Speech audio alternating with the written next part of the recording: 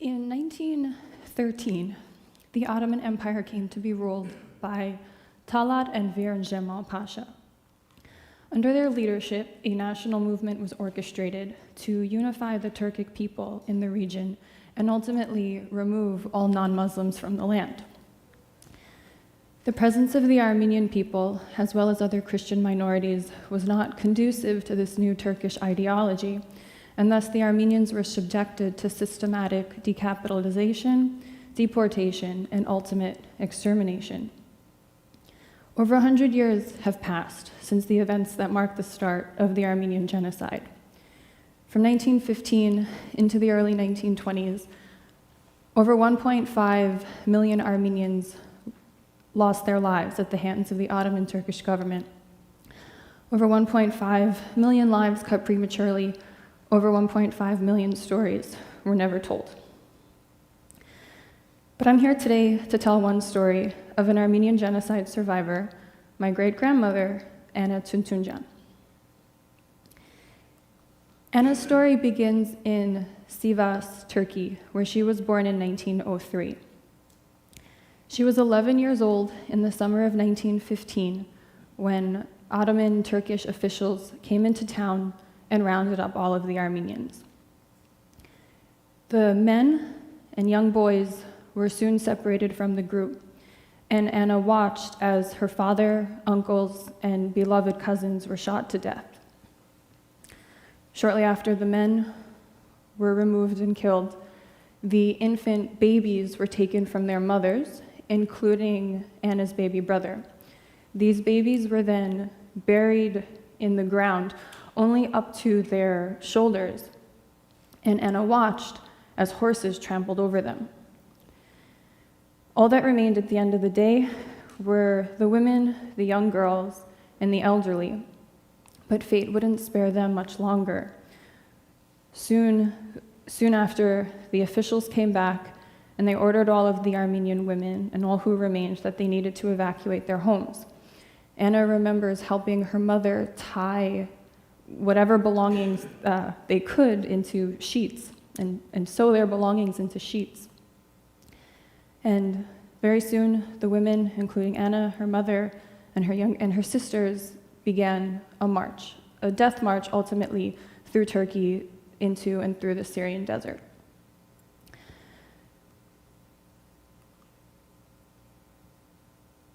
On this march, they had no food other than whatever they had carried from home, and as you could imagine, it didn't last very long. They walked all day and only stopped at night, and water was scarce. Anna says that whenever they saw a spring or a well, they would try to go to it and fill their jugs, but that's only if they were able to get away from the caravan without being noticed. Anna says she was with hundreds of women, children alike, and she remembers it took about 2 or 3 days before the first of these women began to drop out of formation. Early one morning, before the march began again, Anna and her sisters were at a well filling their water jug, and while at the well, a man grabbed her. Anna screamed and kicked and cried out, and her sisters ran back to go get their mother, but by the time their mother returned, by the time the sisters returned, Anna had been taken.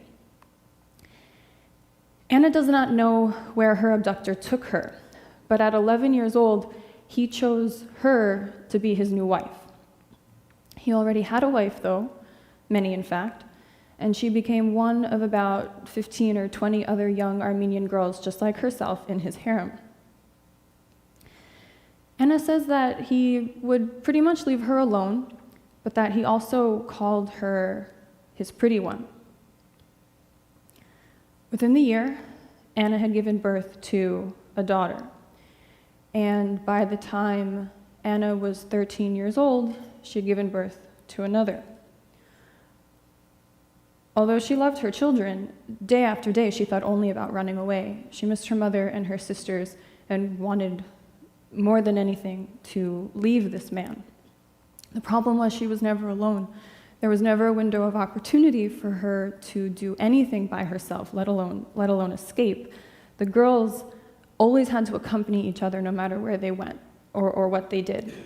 And if a girl stepped out of line or tried to do anything on her own, the girls would squeal on one another in hopes of being rewarded by their captor. One night, the girl who was supposed to accompany Anna to the outhouse was too tired to do so. And she let Anna go alone, figuring probably that Anna has 2 daughters. She's going to go do her business and come back. But Anna took that as an opportunity to escape. And she did. She ran and managed to escape, although alone. She ran through the night and eventually made her way to an Armenian church. However, the church couldn't help her, and she ended up running away from them as well. She's still only 13 years old. She found an Armenian priest who took her in, and he gave her refuge, and he ultimately helped her to get to Aleppo, Syria, which at the time was becoming a makeshift resettlement community for all of the Armenians who were surviving the death marches through the desert. Anna lived in an orphanage for years. She worked with other survivors, other girls her age, working and weaving rugs. And every Armenian she met, she'd ask, do you know my family? Do you know my mother? Have you heard what happened to them? And one day, her question was answered. Yes, I know your mother, I know your sisters, they're alive, they've survived, they're living in Marseille, France. With the help of the AGBU, the Armenian General Benevolent Union, an Armenian humanitarian organization still very active today, Anna was able to go to France and was finally reunited with her mother. At this point, she was in her early 20s. This reunion, however, was short-lived, because unbeknown to Anna, halfway around the world in America, her future husband was making his way to France. Now, by 1925, my great-grandfather, Kevork Malyan, had been living in America for over 20 years. He was married and had 2 daughters of his own. One of them was a newborn, and his wife was having a hard time producing milk for the newborn and was given the advice that she should ice her chest. This, however, caused her to get pneumonia, and she died, leaving Kevork alone to care for his 2 girls. And he was able to get by for a while with the help of some relatives, but after some time, these relatives were saying, this is too much for us. You need to remarry, you need to find a wife and someone to take care of your girls. He was told that there was a large Armenian community living in Marseille, and he should go there, find a wife, bring one home. So he did. In 1925, my great-grandfather went to Marseille. He went to the rug factory where Anna was working and admired her. He then found her mother, told her of his intentions, and by the time Anna came home from work that night, the arrangements were all made. Kevork and Anna were married the next day, and shortly after their little wedding ceremony, they boarded a ship and came to America. Kevork and Anna went on to have 3 more children. Their first, born in 1927, is my grandmother. Growing up, my grandmother knew that her mother was an Armenian genocide survivor. However, the genocide was never spoken about except in very generalized terms, like the horrors we Armenians saw or the crimes the Ottoman Turks did to us. After Kevork's passing in 1962, Anna started receiving letters from relatives in Turkey. When my grandmother questioned her about these letters, she would say that they were from sisters of hers. But these were sisters that Anna had never previously spoken about. These were sisters that, growing up, my grandmother never even knew existed. And in the beginning of the summer of 1964, Anna announced that she was going to go visit them. This caused my grandmother great stress because Anna had never traveled anywhere alone in her adult life, let alone to another country, and she hadn't been to Turkey since she was an 11-year-old child. But Anna was a stubborn woman, and she persisted, and in the beginning of the summer of 1964, she went back to Turkey.